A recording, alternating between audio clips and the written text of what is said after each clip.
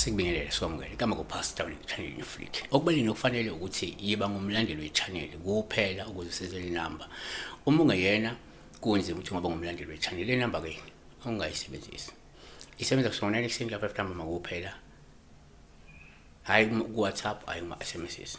Sibheka la uvula amathoba. Usawubona Pastor wena ngisacela ukubuza la kambe kusho nophupha ke inja ishaywa. Imistake ayenzayo la akachazi ukuthi le nje ishaywa ubani. Ngoba lokho kungasinikeza iklulu ukuthi uma le nje ishaywa abanye abantu basemndenini noma abantu bakubokuhamba besizobona ukuthi eyabani futhi le nje inja yakho uyayibona but akasinizanga iklulu yokuthi inja eshaywa yakhe noma yakhe engishawo ubani bayishayela kuphi kodwa akusena nje ngasenzeka nje siya generalize la.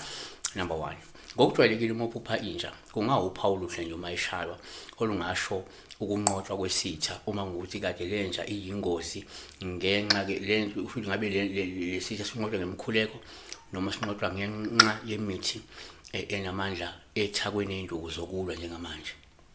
Ukuthi wayisisho nje lephupho mophupha ubona abantu beshaya inja ekade izoba ingozi kuwe lingafika ngoba wena uyakhulekela ukunqotshwa kwezitha. Lingafika ngoba kunemithi amakhathakhatha owasebenza ngabe uyafutha ngawo uyaqhuma uyakhwifa. Le mithi inamandla ifakwe induku zokulwa zoyimpini njalo njalo. Lingavela iphupho nje likhomba lokunqotshwa kwalesi sitha ngenxa yale mithi. Okay, number 2, kwesinye isikhathi ke uma uphupha inja kungawuphawu lobuma ishaywa olungasho imizamo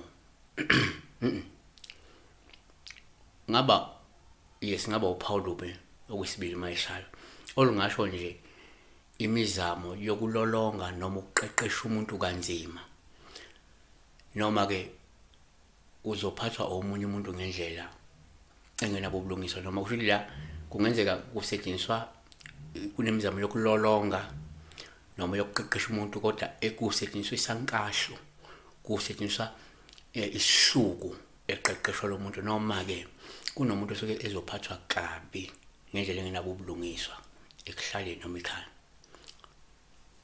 3, asibheke ngokwesintu khumbula ukuthi nje iyisidalwa kwabanye nje iyithongo. So ngokwesintu ke number 3 uma uphupha inja ngawuphawu lophuma ishaywa olungasho ukuthi kungenzeka kunokusetshenziswa kwemithi emibi engalungile ebese limaza ithongo noma isidalwa.